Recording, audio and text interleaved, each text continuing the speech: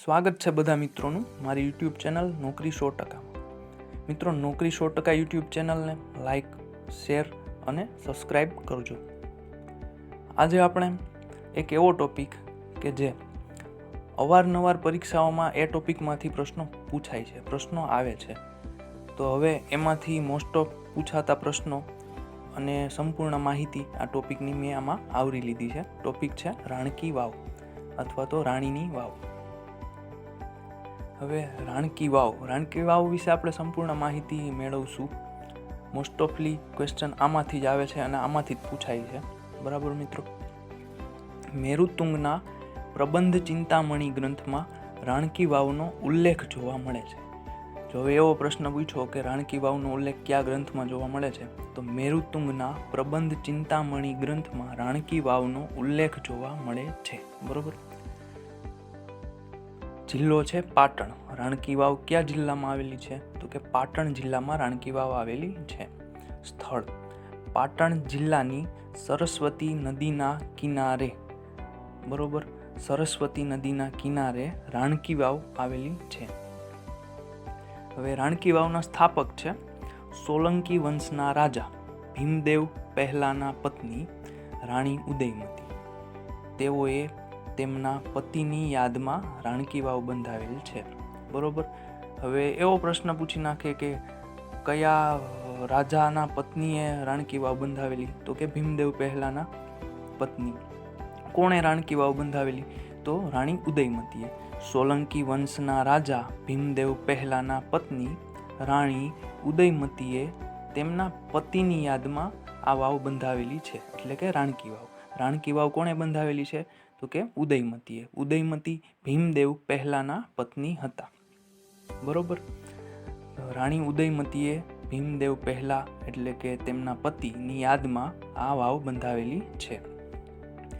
હવે રાણી ઉદયમતી જૂનાગઢના ચુડાસમા વંશના રાજા રા ખેંગારના પુત્રી હતા. બરોબર. રાણી ઉદયમતી એ સોલંકી વંશના રાજા ભીમદેવ પહેલા એમના પત્ની હતા અને જૂનાગઢના ચુડાસમા વંશના રાજા રા ખેંગારના પુત્રી હતા. બરોબર. પત્ની હતા સોલંકી વંશના રાજા ભીમદેવ પહેલાના અને પુત્રી હતા ચુડાસમા રાજવંશ જે જૂનાગઢમાં થઈ ગયો તેમના રાજા રા ખેંગારના પુત્રી હતા. બરોબર.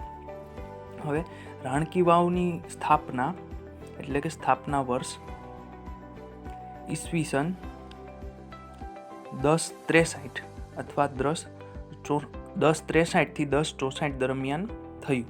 1063 થી 1064 દરમિયાન એટલે કે 11મી સદીમાં થયું. રાણકી વાવ એનું સ્થાપના વર્ષ 1063 થી 1064 એટલે કે 11મી સદીમાં રાણકી વાવ બંધાવેલી હતી. હવે રાણકી વાવની શૈલી એટલે કે સ્થાપત્ય શૈલી. બરોબર. રાણકી વાવ મારું ગુર્જર નામની સ્થાપત્ય શૈલી રાણકી વાવમાં જોવા મળે છે. રાણકી વાવ 7 માળની છે. બરોબર. જ્યારે રાણકી વાવ બનીને તૈયાર થઈ ત્યારે રાણકી વાવ 7 માળની હતી. હાલમાં 5 માળ અસ્તિત્વમાં છે. રાણકી વાવના હાલ 5 માળ અસ્તિત્વમાં છે. રાણકી વાવમાં 340 સ્તંભો છે. રાણકી વાવમાં 340 સ્તંભો છે. વાવનું મુખ. વાવ પૂર્વાભિમુખી છે. વાવનું મુખ પૂર્વાભિમુખ એટલે કે પૂર્વ તરફ ખુલે છે. બરોબર.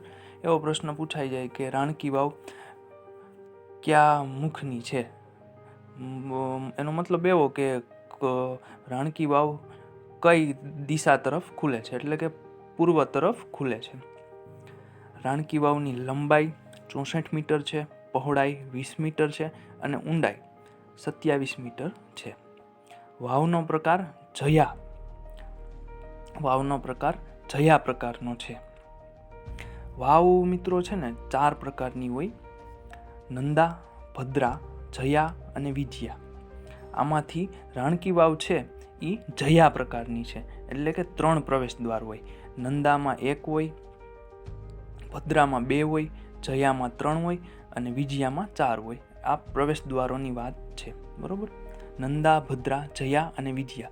પણ એમાંથી રાણકી વાવ જયા પ્રકારની છે. બરાબર, વાવનો પ્રકાર જયા છે, એટલે કે 3 પ્રવેશ દ્વાર છે.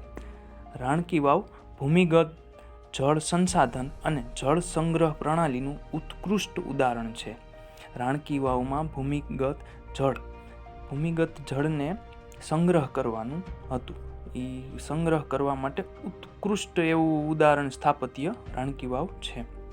એમાં ભૂમિગત જળને રાણકી વાવમાં સંગ્રહ કરવામાં આવતો તે સમયમાં. રાણકી વાવને અલાઉદ્દીન ખિલજીની સેનાએ નુકસાન પહોંચાડ્યું હતું. રાણકી વાવને જે તે સમયે અલાઉદ્દીન ખિલજીનું જ્યારે અહીં સેના પહોંચી ત્યારે આ વાવને જોઈ અને વાવને ઘણું બધું નુકસાન અલાઉદ્દીન ખિલજીની સેનાએ પહોંચાડ્યું હતું, અલાઉદ્દીન ખિલજીના આક્રમણ દરમિયાન. બરોબર. હવે રાણકી વાવને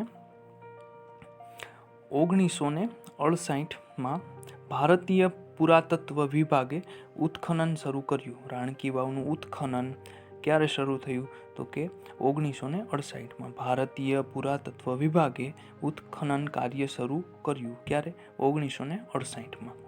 હવે 1980માં વાવને પૂર્ણ રીતે ખોદી કઢાઈ. વાવ છે, રાણકી વાવ છે, એ પૂર્ણ રીતે 1980માં પૂર્ણ રીતે ખોદીને કઢાઈ. કોના દ્વારા? ભારતીય પુરાતત્વ વિભાગ દ્વારા. બરોબર. 1986 રક્ષિત સ્મારક તરીકે રાણકી વાવને જાહેર કરવામાં આવ્યું. 1986માં રક્ષિત સ્મારક તરીકે રાણકી વાવને જાહેર કરવામાં આવ્યું. હવે આપણે મિત્રો 3 સાલને વ્યવસ્થિત યાદ રાખીએ.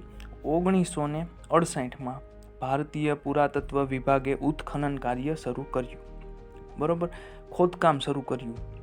રાણકી વાવનું વ્યવસ્થિત ખોદકામ 1968માં ચાલુ કરવામાં આવ્યું. હવે 1980માં વાવને પૂર્ણ રીતે ખોદી કઢાઈ. વાવનું સંપૂર્ણ અસ્તિત્વ હતું એ વ્યવસ્થિત રીતે ખોદી કઢાયું. બરોબર.